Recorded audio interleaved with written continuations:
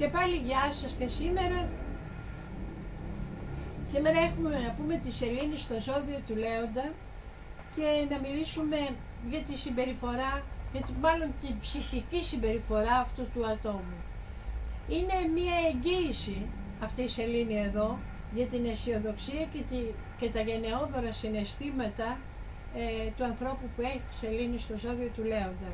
Διότι αυτή η θέση δίνει στον άνθρωπο αυτοπεποίθηση, δίνει θεληματικότητα, πείσμα για κάτι, για τη ζωή, πείσμα να πετύχει, να ζήσει, ζήλο για να γευτεί και να υπηρετήσει όλα αυτά τα όμορφα πράγματα που προσφέρει η ζωή. Έτσι, παρασυρώμενος από μία ισχυρή εσωτερική δύναμη, αυτός ο άνθρωπος νιώθει ότι μπορεί να κατακτήσει όλα όσα επιθυμεί και θέλει στη ζωή του. Είναι ο άνθρωπος που πιστεύει με υπερηφάνεια για την καταβολή του, δηλαδή τις ρίζες του. Ακόμα και αν είναι ο γιος ενός φτωχού μεροκαματιάρη, θα νιώθει πάντα ότι προέρχεται από μια οικογένεια η οποία είναι πάνω από όλους. Και είναι αυτό τι σημαίνει? Ότι έχει μια εκτίμηση στις ρίζες του.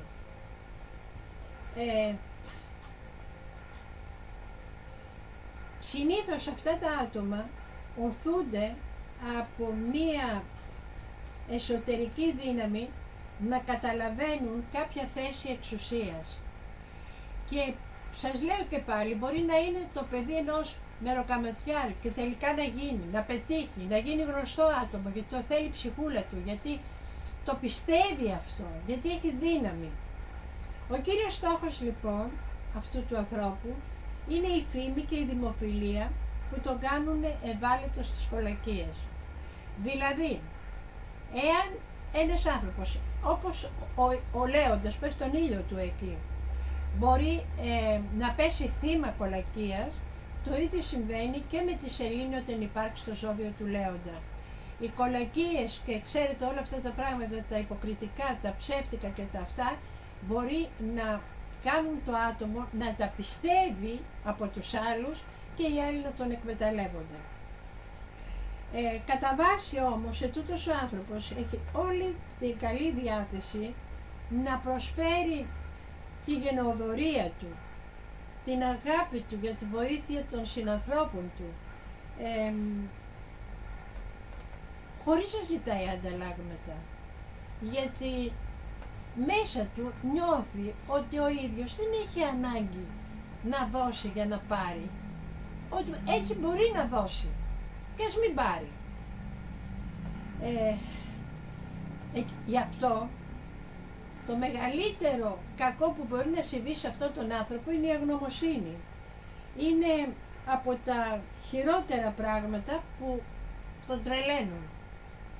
Εκεί μπορεί να αντιδράσει με τέτοιο τρόπο που να χάσει και κάθε ίχνος αξιοπρέπειας, δηλαδή να φτάσει να γίνει μέχρι και μικροπρεπής.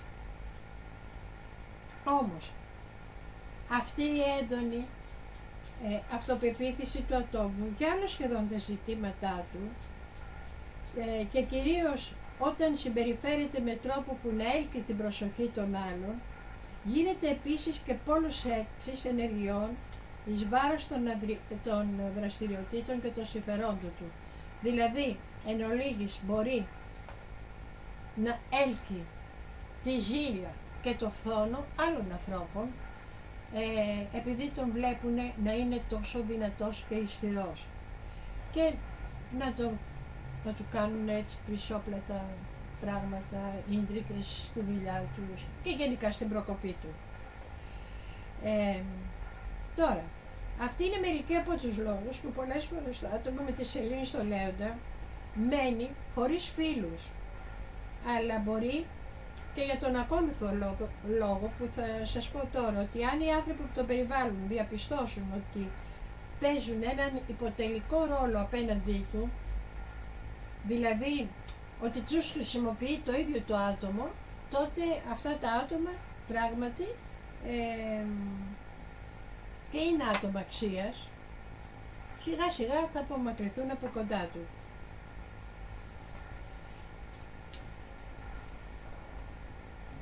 Ένα παράδειγμα γύρω από αυτό έχω γράψει και εδώ στο βιβλίο μου, ότι ήταν η Εβίτα Περών.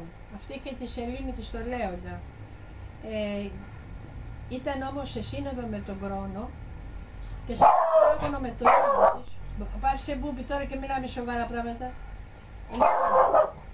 Όσοι έχετε ασχοληθεί με τη ζωή της Εβίτας Περών θα καταλάβετε πάρα πολλά πράγματα. Το ζώδιο του Λέοντα, συνδεόμενο με τα οικονομικά ρίστικα και έχοντας τη σελήνη σε αυτό το ζώδιο, δηλαδή είναι Λέοντας κάποιος και έχει τη σελήνη του εκεί, πολλές φορές οθείται να κάνει τους πειραματισμούς του, όχι μόνο σε σχέση με τα χρήματα, αλλά και με τους ανθρώπους που αγαπά και γενικά το συγγενούν τρυφερά. Τότε λέω να κάνουν ρίσκο και με τα χρήματα. Ξέρετε, πολλά άτομα, σελήνη, με Ερμή στον Λέοντα, με Δία στον Λέοντα, είναι δεινοί τζογαδόροι. Που αυτό δεν είναι ωραίο, βέβαια, αυτό είναι ένα ελάττωμα. Σε ζητήματα υγείας τώρα,